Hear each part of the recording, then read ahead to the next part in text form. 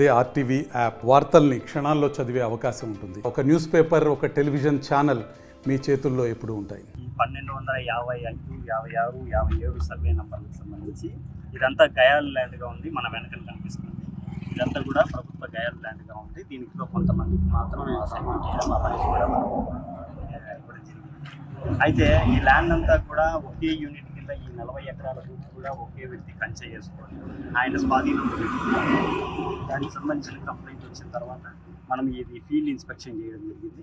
దీనికి సంబంధించి ఎవరికి అసైన్మెంట్ ఇచ్చారా లేదా, ఒకే వ్యక్తి కంట్రోల్లోకి ఎంత వాల్యుబుల్ అయింది ప్రభుత్వ భూమి అనేది ఒకే వ్యక్తి ఎలా కంట్రోల్ చేసుకొని ఆయన అధీనంలో పెట్టుకున్నాడు, ఏ రికార్డులు బేస్ చేసుకొని అనేది మనం వెరిఫై చేయడం కోసం వచ్చాము.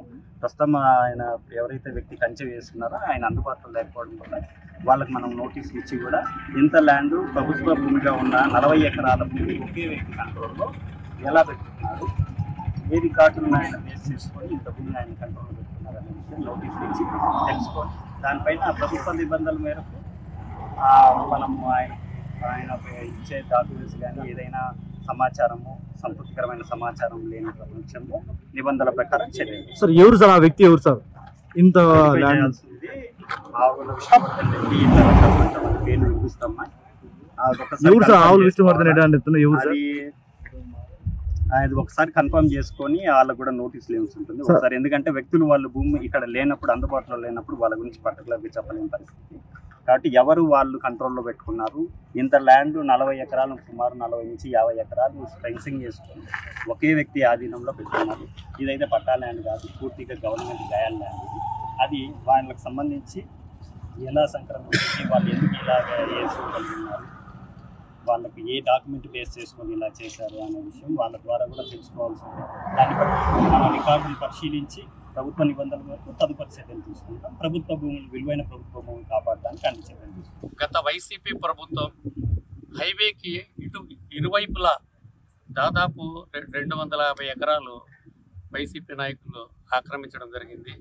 ఈ ఆక్రమణలో మన మంత్రి గారు 2 నెలల క్రితమే పరిశీలించి ఈ ఆక్రమణలు ప్రభుత్వ భూమి అని తేల్చిన తర్వాతనే వీటినన్నీ ఆక్రమించేసి ప్రభుత్వం హ్యాండ్ ఓవర్ చేసుకోవాల్సిందిగా సంబంధిత అధికారులు కూడా ఆదేశాలు ఇవ్వడం జరిగింది. అధికారుల నిర్లక్ష్యం వల్ల, ముఖ్యంగా ఆర్టీఓ గారి నిర్లక్ష్యం వల్ల ఈరోజు మళ్ళీ ఇక్కడ చెట్లు నాటేదానికి ప్రయత్నం చేయడం జరిగింది. అందులోనూ ముఖ్యంగా దాదాపు ఈ ప్రభుత్వ భూమి అంతా ప్రభుత్వ అవసరాల కోసం ఉపయోగించుకోవాలని మంత్రివర్యులు తీర్మానించి ఈ ప్రభుత్వం వెంటనే హ్యాండ్ ఓవర్ చేసుకోవడాలనే ఉద్దేశంతోనే ఆయన ప్రయత్నం చేస్తున్నారు.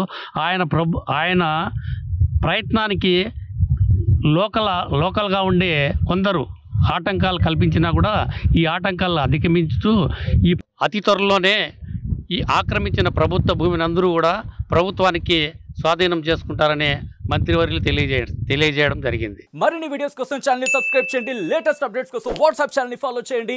అండ్ లింక్ డిస్క్రిప్షన్ లో ఉంది.